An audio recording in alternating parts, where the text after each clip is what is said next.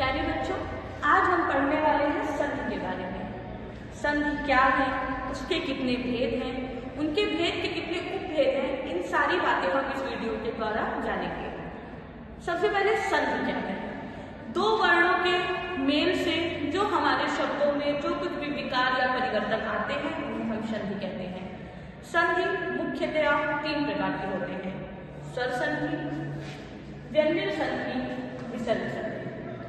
स्वर संधि क्या है? जब शब्दों में स्वरों के मेल से परिवर्तन आते हैं या जब हम दो शब्दों का संयोजन करते हैं तो उसे स्वर संधि कहते हैं। व्यंजन संधि क्या है? व्यंजन संधि जिसमें व्यंजन के माध्यम से हम दो शब्दों का संयोजन करते हैं उसे व्यंजन संधि कहते हैं।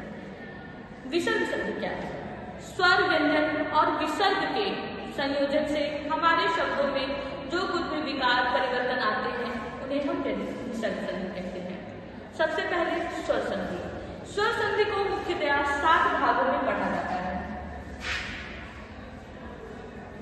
सबसे पहले हम जानते हैं दीर्घ संधि के बारे में।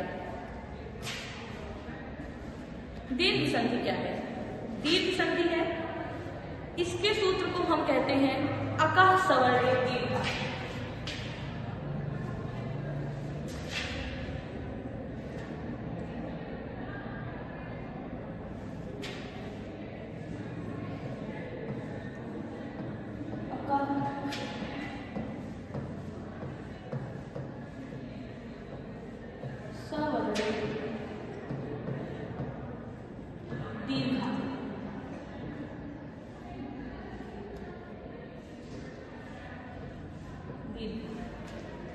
क्या है अकः सवर्णे दीर्घ? अकः सवर्णे दीर्घ स्वर संधि का यह सूत्र हमें बताता है कि अक प्रत्याहार में आने वाले वर्ण, चाहे वो हलस्व हो या फिर वो दीर्घ हो, अपना ही सवर्ण पाने पर सदैव दीर्घ हो जाते हैं। अक प्रत्याहार में आने वाले वर्ण कौन कौन से हैं? अक प्रत्याहार में आने वाले वर्ण हैं हमारे आ, ई,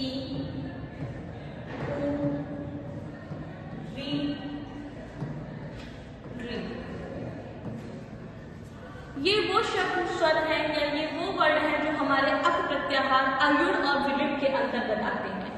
ये वो स्वर हैं जो अपने सवर्ण पाने पर, जैसे कि आ से आ का मिलान होने पर, ई से ई का मिलान होने पर, ऊ से ऊ का मिलान होने पर और री से री का मिलान होने पर या फिर री का री से मिलान होने पर ये हमेशा दीर्घ हो जाते हैं। जैसे एक उदाहरण के द्वारा हम इसे समझेंगे।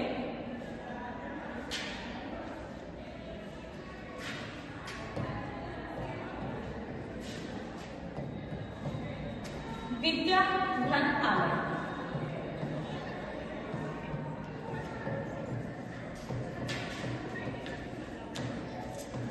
विद्या धन आलय में विद्या के यहाँ पे वर्ण विच्छेद करने पर द्या और हमें दीर्घ आ की प्राप्ति होती है।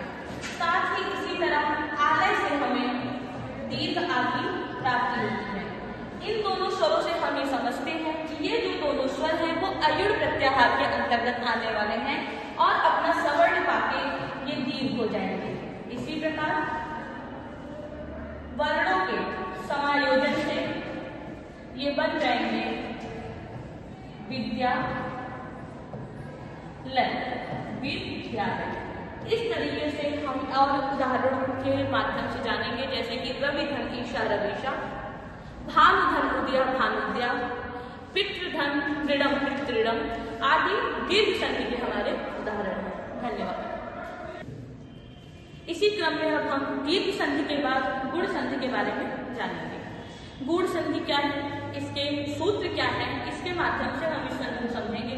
हमारे स्वर संधि की दूसरी संधि है गुण संधि।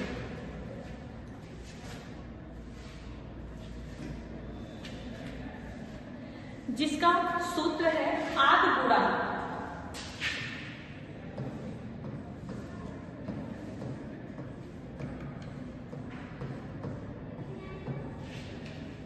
यह संधि हमें बताती है, इसके सूत्र हैं कि जब हम आ ई को संयोजन करते हैं तो वहां पे हमें ए, आ ऊ के संयोजन से हमें ओ, आ ई अल और आल ली के संयोजन से हमें अल की प्राप्ति होती है। उदाहरण के माध्यम से समझेंगे।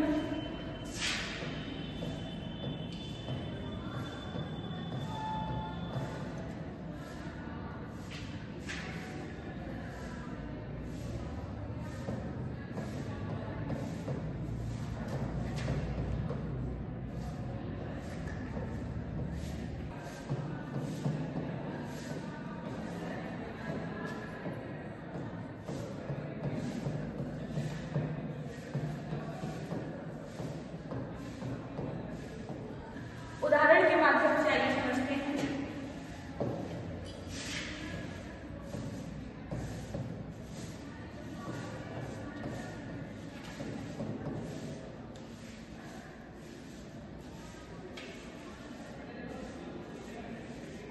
महा, धन, ईशा।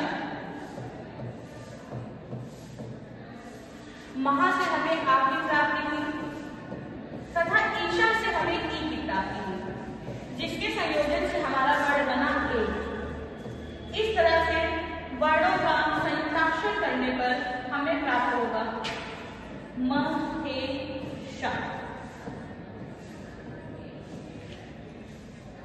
इसी प्रकार से वधुधन, वधुधन आदेशा, वधुत्सवा, गणेशा, पितृ विकारा,